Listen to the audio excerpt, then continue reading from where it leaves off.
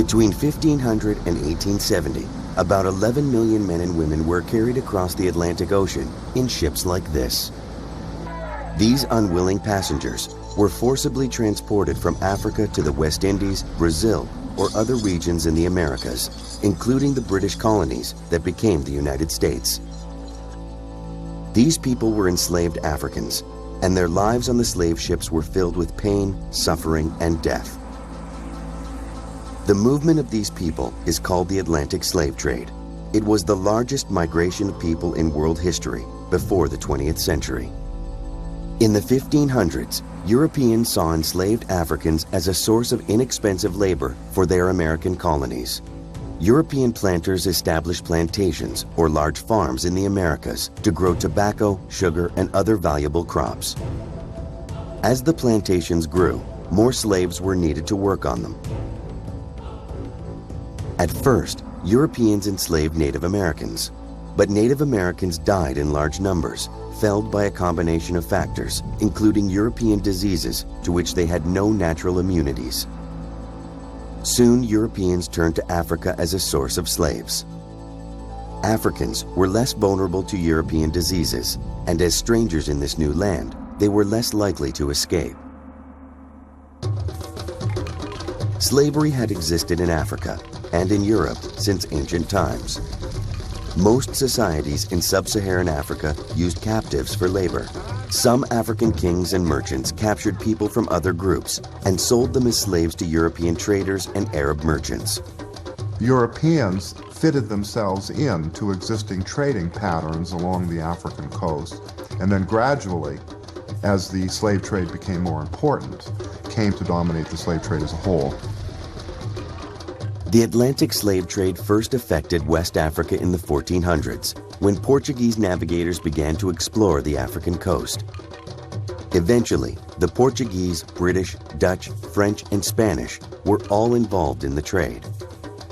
However, it was England's mastery of the sea that led to its domination of the slave trade, which spread across West Africa over time. The slaves came from all different parts of West Africa. Early on in the slave trade, they came from relatively near the coast. Later, they would be marched sometimes for 2 or 3 months from inland. These unfortunate people became part of the triangular trade between Europe, Africa, and the Americas. The triangular trade is a phrase that's used to emphasize the link between Africa, the tropical Americas, and Europe, hence the triangle. Goods, commodities are shipped from Europe to West Africa to buy slaves. Slaves are taken to the Americas to grow sugar. Those crops are then shipped to Europe, where they're manufactured for re-export to Africa to buy slaves.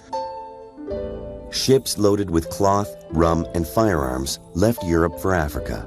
At points along the coast, Europeans met with sellers and struck deals exchanging these goods for enslaved Africans. Most of the Africans taken as slaves were adult men. Women were valued in Africa as agricultural workers and for childbearing. Children were not desirable as slaves because it cost as much to transport them as it did adults, but traders could not sell them at as high a price. The Europeans treated the enslaved Africans like cargo. They were locked inside cells for weeks until they were forced to march to ships that would take them across the ocean. The trip across the Atlantic was called the Middle Passage. For the enslaved, this was a horrific journey. Life on a slave ship was a nightmare. The Middle Passage could take from 25 to 90 days. At night, slaves were kept below deck in extremely confined conditions. They had far less space than prisoners transported on the same ships. The mortality was high. 15–20% was not uncommon for people to die on these passages. The traders saw it as simple economics. They crammed as many Africans into the ship as possible and sold those who survived for the largest possible profit. The British slave ship Brooks broke all the records for the most slaves transported in one voyage when it carried 609 Africans stuffed into a ship meant to hold 300.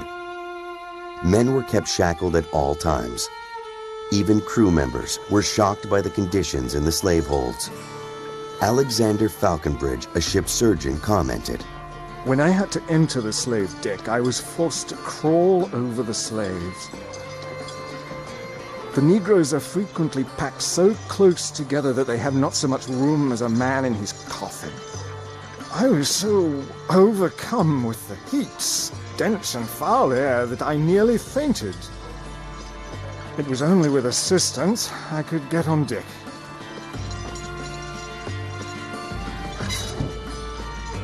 Slaves shackled together below decks often had no more than about 24 inches, with very little room and often lying in their own filth because of the way that they were shackled together. The conditions aboard the ships were so unbearable, some slaves took their own lives as their only means of escape. Olaudah Equiano, an enslaved African who was later freed, recalled, "Two of my wearied countrymen, preferring death to a life of misery, jumped into the sea. There was such a noise and confusion among the people of the ship to get the boat out and go after the slaves. However, the wretches drowned." Those who arrived in the Americas were traded for sugar and tobacco, grown on plantations there. The vast majority of enslaved Africans were brought to Brazil and the West Indies, where the most sugar production was taking place. A smaller percentage were brought to the North American mainland. In 1619, the first Africans to arrive in the British colonies of North America were traded by a Dutch ship in Jamestown, Virginia.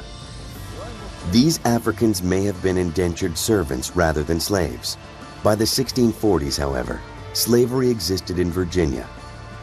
Soon it spread through all the colonies.